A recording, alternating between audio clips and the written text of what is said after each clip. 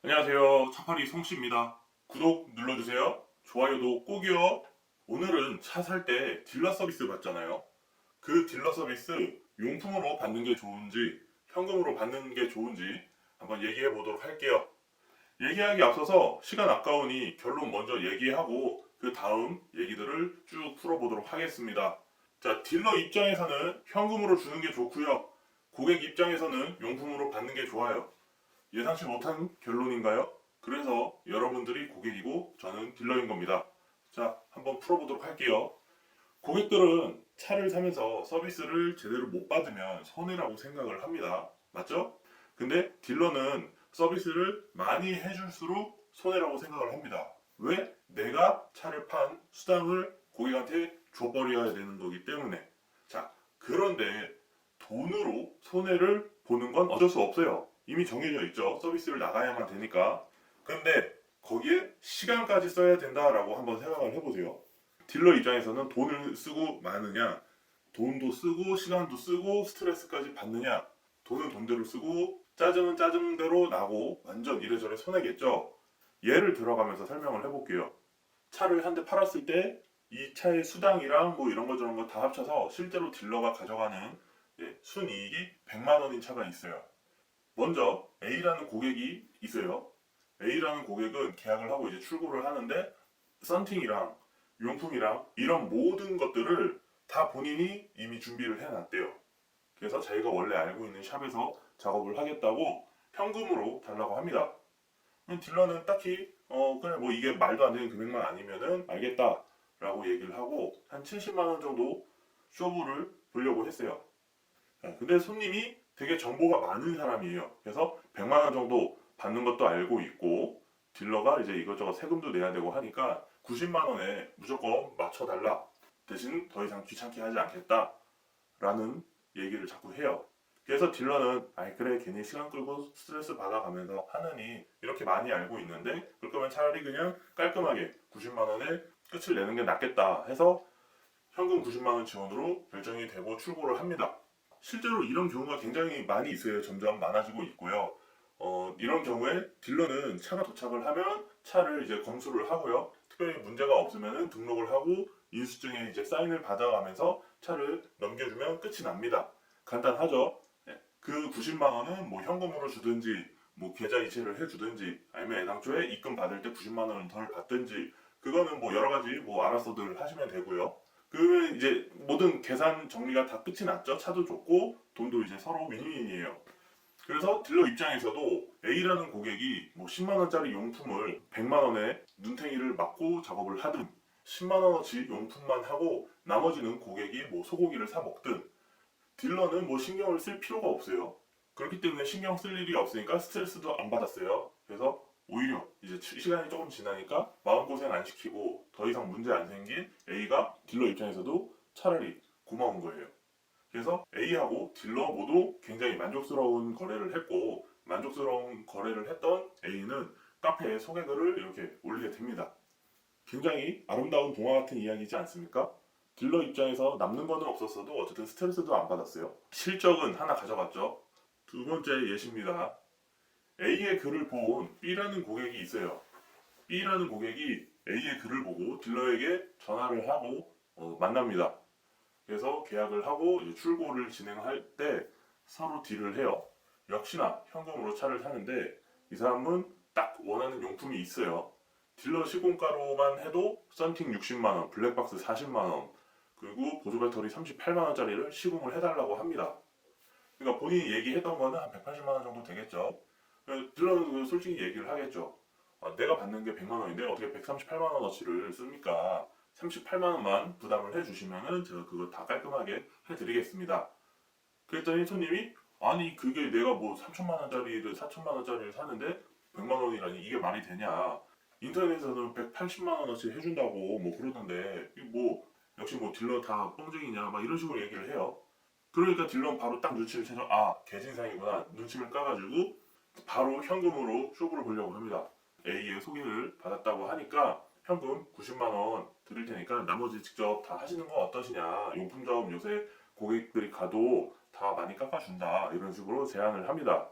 근데 B는 거절을 해요. 왜 거절할까요? 막상 자기가 그걸 하려니까 너무 귀찮은 거야. 그리고 막상 가면은 더 눈탱이 맞을 것 같고, 그리고 시간 써야 되고 차 왔다 갔다 하는 것도 귀찮고, 그래서 거절을 해요. 그러니까 딜런이 이제 골치가 아파지는 거예요. 그래서 아 그래 뭐 오히려 손해를 보더라도 여기서 빨리 끝내는 게 낫겠다 싶어서 100만 원으로 쇼부를 보려고 합니다. 100만 원 쇼부를 보려고 하는데 결국에는 100만 원의 쇼부가 안 봐주고 결국에는 B라는 손님이 38만 원 자기 부담을 하고 시공까지 다 해서 주기로 결정이 됐어요. 그러니까 딜러 입장에서 남는 거 없고 용품 시공까지 해줘야 되는 그 상황인 거죠. 자, 그래서 차가 도착을 하고 검수를 하고 번거롭지만 딜러는 용품점에 차까지 맡기고 시공을 진짜 잘 해달라고 부탁까지 합니다.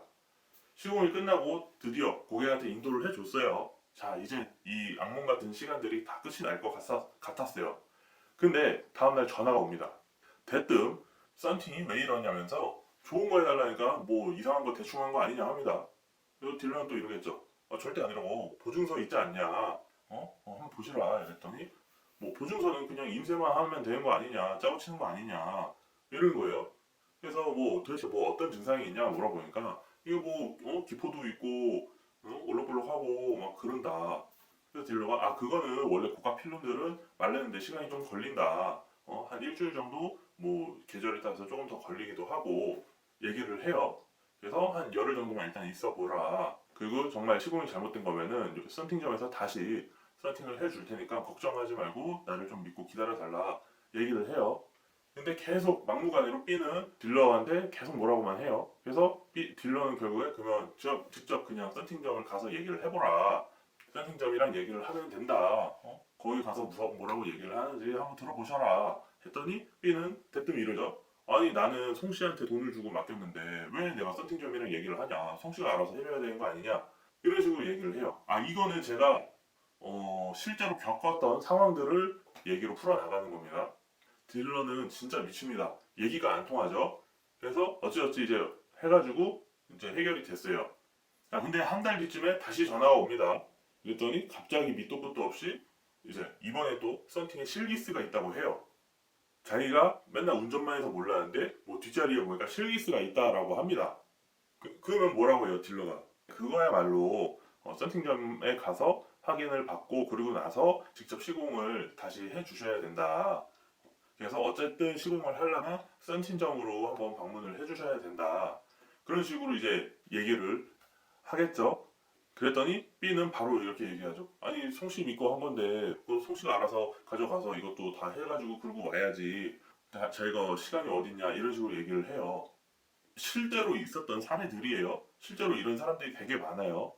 그래서 알겠다 원하시면 그렇게 해드리는데 뭐 가능하면 그래도 한번 직접 가보셔서 얘기해보라고 해요. 그래서 뭐 알겠다고 일단 막 씩씩거리면서 알겠다고는 하는데 그때부터 B는 본격적으로 뭔가 자기가 38만 원을 준 게 아깝기 시작을 합니다.